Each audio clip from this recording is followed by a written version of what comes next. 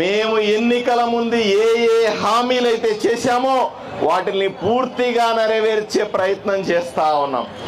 ఎప్పుడో వైఎస్ఆర్సీపీ ప్రభుత్వంలో పెన్షన్లు పెంచమంటే సంవత్సరానికి 250 చెప్పున బిచ్చమేసినట్టుగా ప్రజల్ని ఇబ్బంది పెట్టేవాళ్ళు. 5 సంవత్సరాలు దాటితే ఎప్పుడో పెంచుతామని చెప్పారు. మేము అధికారంలోకి వచ్చినప్పటి వెంటనే అదే రోజు మొదటి సంతకంగా పెన్షన్ని 3,000 నుంచి 4,000 రూపాయలకు పెంచింది నిజం కాదా అని అడుగుతా ఉన్నా. నువ్వు చేసిన విధ్వంసంలో నుంచి, నువ్వు పూర్తిగా డబ్బులు ఖాళీ చేసిన ఖజానాలో నుంచి ఈరోజు మేము అభివృద్ధి పదం వైపున తీసుకెళ్తా ఉన్నాం.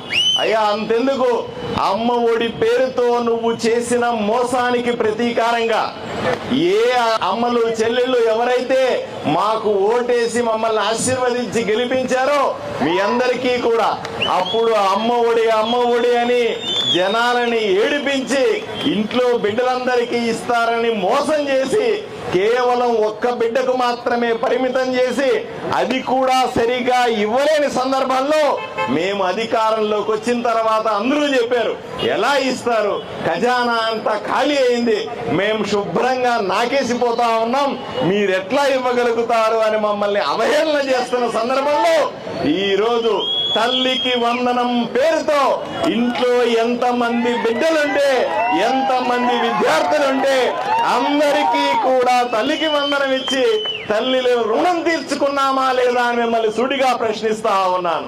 అందుకు ఈరోజు అన్నదాత సుఖీభావ అన్నారు. నిన్ననే మీరు చూశారు, ఆగస్టు 15వ తారీఖుకి మనం ఎవరు చెయ్యలేరు, ఎప్పటికీ చెయ్యలేరు. అందరూ అన్నారు ఎలక్షన్ల టైంలో 2 నెలలు ఎలక్షన్ ఉండగా అప్పుడు మాత్రమే చేస్తారనుకున్నటువంటి ఆడబిడ్డలకి, మహిళలకి ఉచిత బస్సు ప్రయాణం అన్నది నిన్నటి నుంచి మొదలైందా లేదా అని మిమ్మల్ని అడుగుతా ఉన్నా. అయ్యా ఏమి చెప్పామో అది చేస్తా ఉన్నాం, ఏది హామీ ఇచ్చామో అది నెరవేర్చుకుంటా ఉన్నాం, ఏమి చెయ్యాలనుకుంటున్నామో చేసి చూపిస్తా ఉన్నాం.